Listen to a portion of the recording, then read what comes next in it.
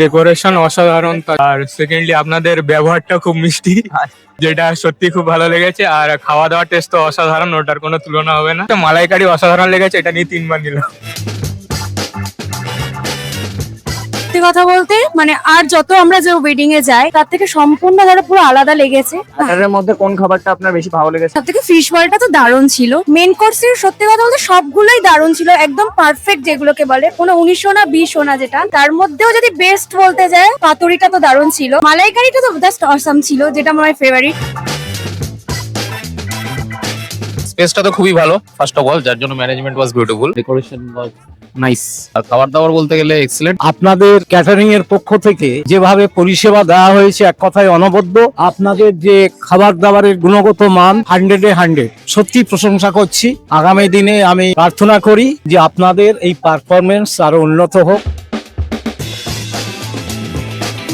আমি তো বলবো যে এখানটা যেহেতু এত ওপেন এরিয়া, সো এখানে মানে বেশি পপুলেশন হলেও কোনো প্রবলেম হবে না লোকের, and it's good I will say.